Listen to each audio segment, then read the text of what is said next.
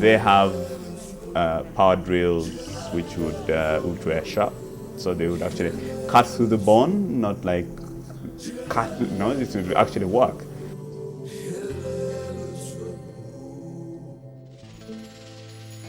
The monitoring was done by looking at the patient and the judgment of the anesthetist as to whether the oxygenation was good or not.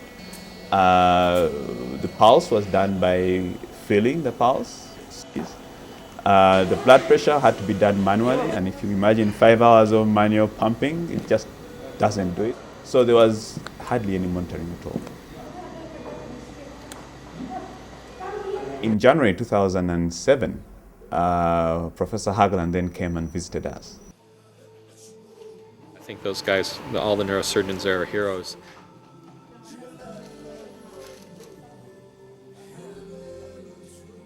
It was a 1,500-bed hospital, which is bigger than Duke Hospital, and it only had one ventilator. And I have a photo I took of this gentleman who was on the ventilator who had a head injury, and I thought this is a great photo. I can show the one ventilator and a head injury patient that was operated on by the neurosurgeons, and they had saved his life actually with the minimal equipment they had. And I came back the next morning and he was gone. And I asked Dr. Joel, I said, "Hey Joel, what happened to the guy in that bed?" And he said, "Oh, we had a little problem last night." I said, "What do you mean a little problem?" He goes, "Oh, we had a problem." I go, "Joel, the guy's gone. Where is he?" He goes, "Well, he's dead." I go, "How did he die? You guys saved his life." He goes, "Well, the power went out last night, and when the generators kicked on, which they did right away, the nurses didn't notice because we have no monitors, that the ventilator reset to 0. And 20 minutes later, he was brain dead, so we had to let him go."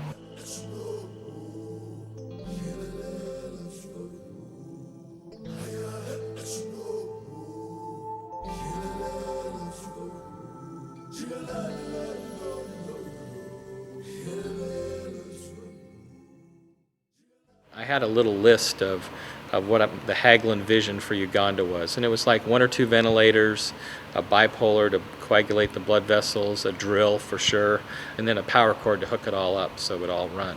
So that was about all I had as an idea for what I was going to do. When he left, we thought that that was it. It was not the first person who had come to the unit and talked to us and saw our plight and left.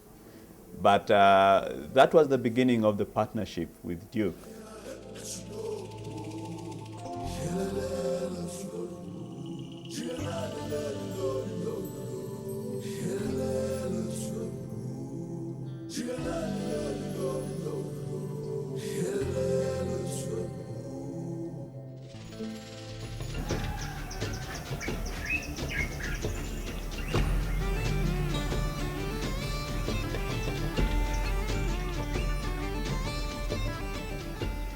Breakfast to me is a very important meal.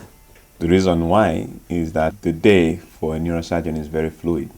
In Uganda, we don't have breaks. If you have a break, then getting the momentum again is extremely hard.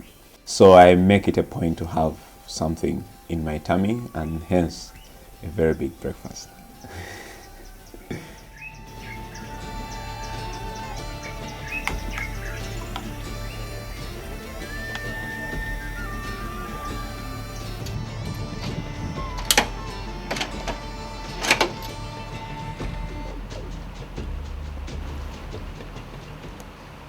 I've been to Ecuador for about 10 years with this church from Cary, doing general medical work.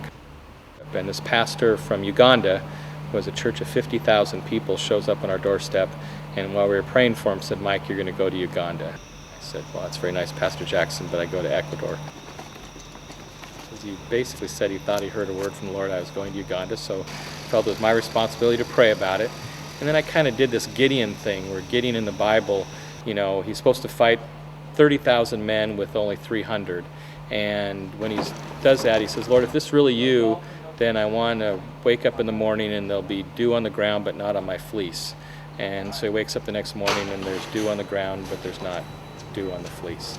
And you think that would be enough, but he goes, "No, okay, can you turn around now? Now let dew be on the fleece but not on the ground tomorrow morning." And that's what happens. And I kind of did a similar thing with Ecuador. I was going to Ecuador the next month, like I always go every summer. And it was in July, and we went. And I kind of prayed, "Lord, if you really show me that I'm done here in Ecuador, then I'll be done. But you got to show me that I'm done." So of course we miss our plane flight from Raleigh to Miami, so we miss our flight from Miami to Ecuador, so we arrive a day late. Uganda 1, Ecuador nothing. On Wednesday we went to see if we could take care of these women and their children in prison. So we went there, and then of course our car breaks down on the way home, and so for 2 miles of pushing the car through the streets of Guayaquil, okay, it's clearly Uganda 2, Ecuador 1. I told my wife, I said, Chris, I really feel God has called me, and now I've asked him to show me for sure, and he's clearly shown me, so I want to go to Uganda. I did my initial training in Mulago, so my undergraduate degree. I then did 3 years of general surgery and 4 years of neuro in Australia. I came back in 2006. Mulago hadn't changed at all. It really hadn't changed from what it was in the 1970s, early 1970s. So there was a big difference between what I had learned in Australia and what was going on in Mulago. What would be a standard 1.5 to 2 hour operation for, let's say, meningioma, which is sitting in a fairly comfortable place, no intricacies to it, could take us even 4 or 5 hours here.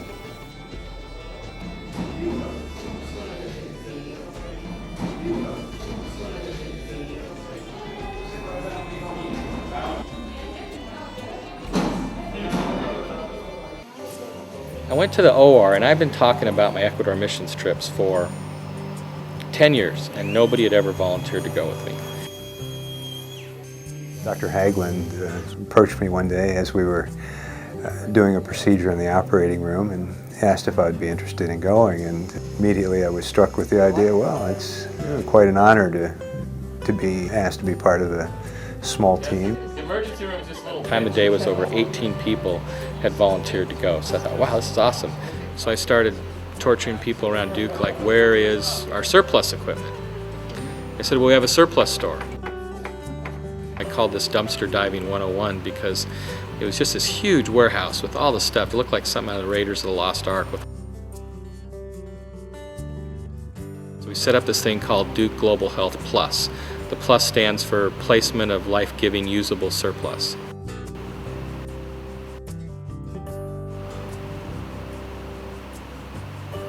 What that meant was rather than stuff going to a surplus store, we would keep it all, and we would be able to use it for faculty projects overseas. And when we made up the application form, yes, at midnight that night, they got the first application from me.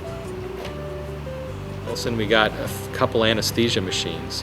They're these 400-pound machines, but they do the anesthesia in the OR at Duke. It was a huge shipment. We put it on British Air, and for $57,000, we flew it over to Uganda.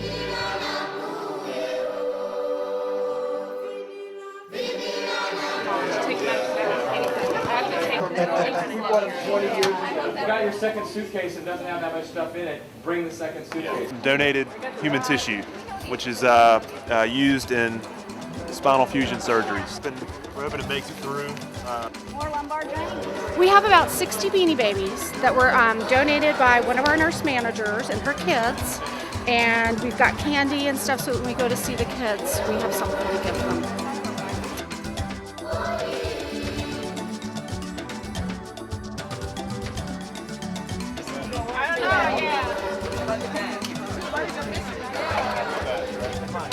Way back.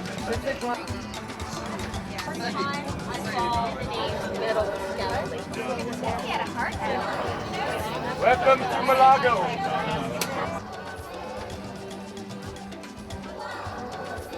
We had a reception on Sunday night with a number of people from the hospital, all the executive directors, deputy directors, all the heads of the departments. What's going to happen? See you back. You didn't expect to see me back. What do you think? You scared me or something? Yeah.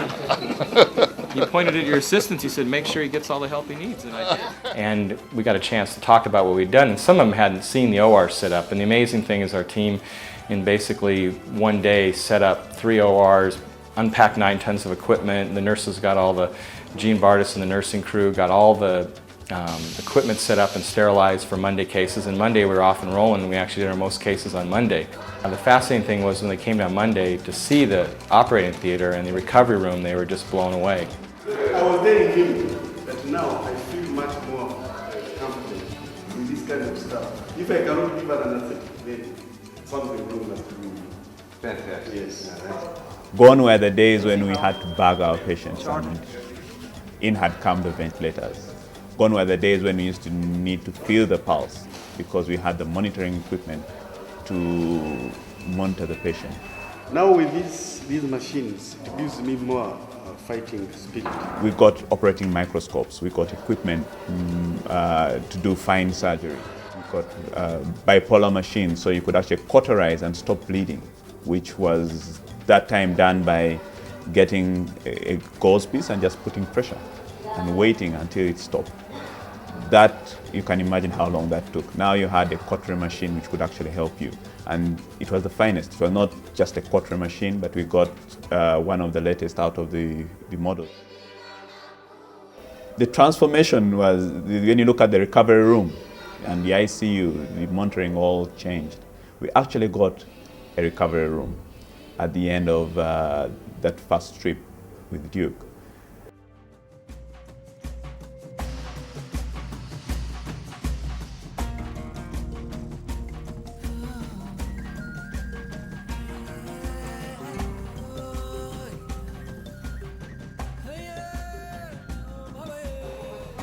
The partnership has transformed things at very many levels. The program has been designed in such a way that there is gradual transfer of skills. So when we first started, we actually were assisting the team, and gradually each passing camp, we do the surgery and they assist us. And that builds confidence. We want to do big enough cases to teach them in the third year, but not so big that it basically killed us. The biggest things we have to look at when we do these kind of things is, in fact, some people are critical of us and other people doing mission trips to these third world countries if all you do is build dependency. They're going to wait for you to come back the next time.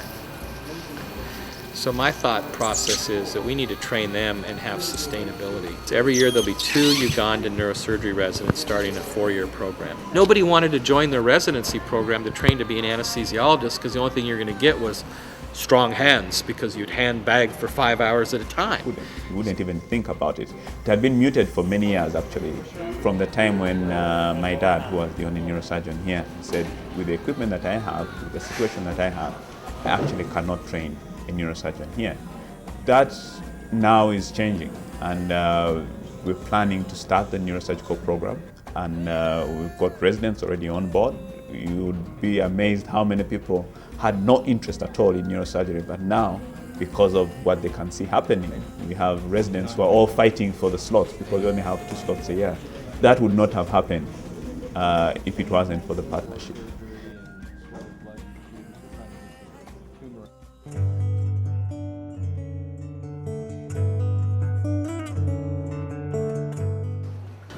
Nelson is a real success story. He developed a fever a couple of weeks ago, and shortly after that lost hearing in his ear and developed facial weakness on the right side of his head.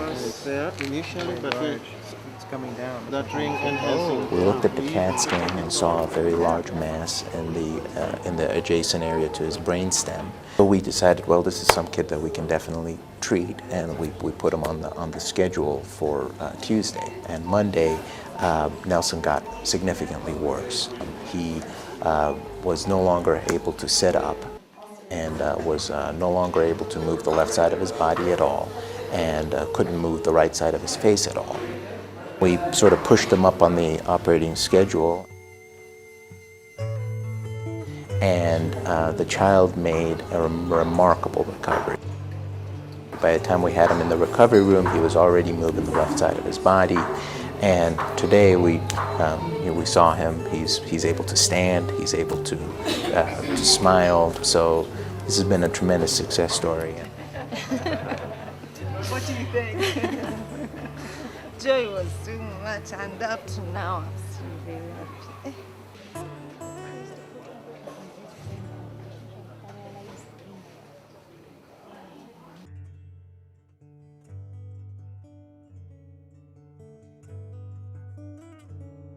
I was approached by a lady in the hallway. She approached me with an infant baby in her arms, and she said, "Can you help me? Can you help me, please?" I don't think she was one of the few that's going to receive care from us. Today, I received a letter from her. I'm a Ugandan aged 22 from a poor family of 18 children. I'm HIV positive, married, and my husband is now jobless for over 2 years. My child is suffering from hydrocephalus and spina bifida. Her name is Patience. Please, please do me a favor so that I can get some help. I will be glad if I can get help from you, and the fear of the Lord is the source of wisdom. I ask, you will be given. Comes from Matthew 7:7. Yours faithfully, Sharat. And it was extremely upsetting, to tell you the truth, because we just can't treat every single patient that's here. I had no hope. I had no hope in my life because I had no money to take out for operation. Rhodey and myself were this morning going around and having to tell patients that we just are not able to perform their surgeries. They've been waiting, and some of them have waited all week in the hospital paying money. Some of them have tried to travel to foreign countries to get MRI scans so that we're able to see better, but we just don't have the time. We've been here operating till midnight almost every day, and keeping their staff late. They normally don't work past 5 o'clock here in the operating rooms. I think that's one of the hardest things we did was on Saturday. We screened over 100 patients. We only operate on, we thought maybe 40 or 45. We ended up doing only 30 cases. It's been a cut-off kind of thing, whereby if you're either on the list or you're not. Some people you're looking in the face and you're saying, yes, you're going to live because we operate on you, or no, you're probably going to die because we don't operate on you. And there were several kids during the week that we saw early on that we maybe even thought we'd operate on, and then deteriorated significantly in the next 24 hours, and were no longer surgical candidates.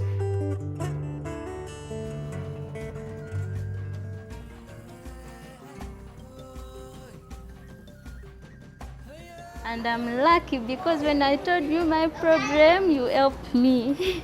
So I'm happy. My daughter, she will be okay. She will be okay, at least. Oh, baby, no.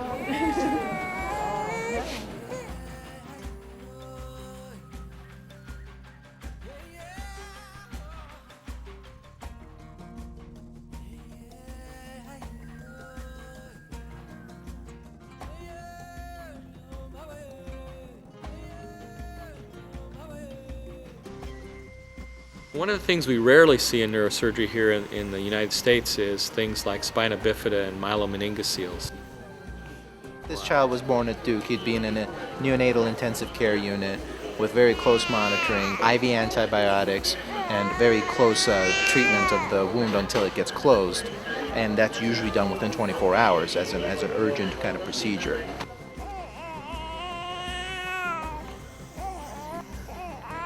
It's a big stigmata in Uganda. In other words, when the kid has hydrocephalus, rather than bringing him right to the hospital to get treated like you would here in the United States, they hide them in their huts and they just keep them there. They don't get to the neurosurgeons till very late sometimes, and by then it's too late to help. The brain's been destroyed by the hydrocephalus, or they're paralyzed because of the spina bifida, where they could have been saved if they were treated right away like we do in the United States. But there's not a hospital in all of Kampala for doing this. The problem in Uganda is it happens frequently because of the poverty and the lack of any prenatal care for the women. And two, they don't get proper vitamins and folic acid, which you need to prevent that.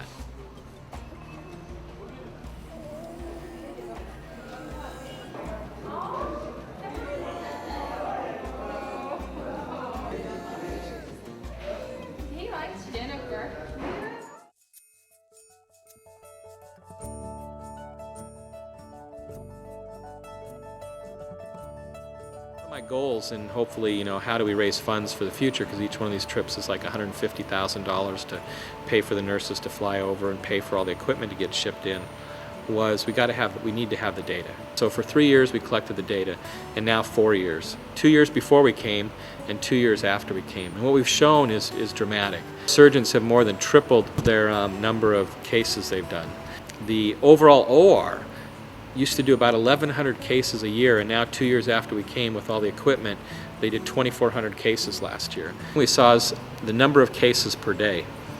How many times could they do a second case? Before we came, like 6 times they could do a second case on a day. And that was it, in a whole year. Now, last year, 67 times they did more than one case. In fact, now sometimes they do 3 cases or even 4 cases in a day. Really learning a lot. And it's not just the equipment, it's our nurses training their nurses how to turn the equipment over, sterilize it, and do another case. It's the anesthesiologist getting things going and moving, and the surgeons being prepared to do 2 or 3 operations in a day.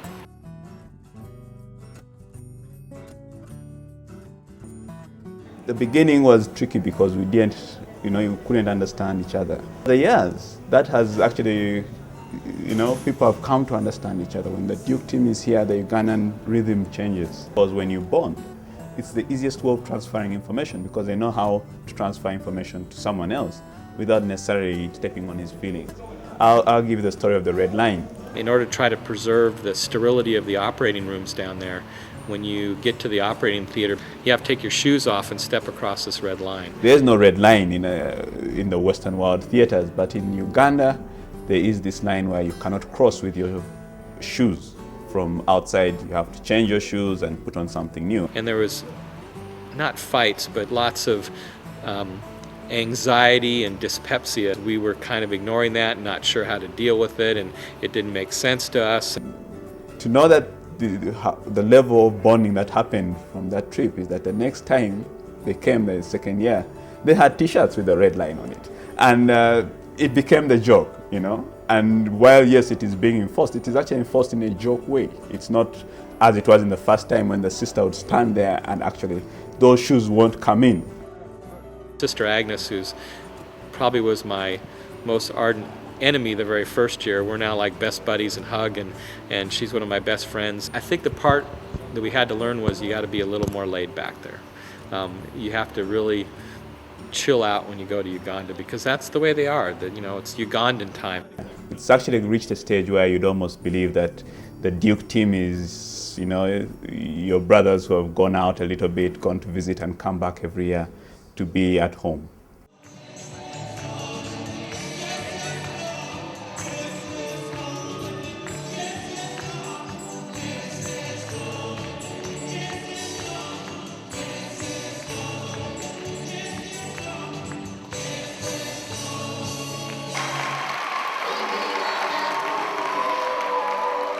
I want us to do what I believe God has given us. Like to share, we want to ask you to please humbly receive the prayers of these wonderful people.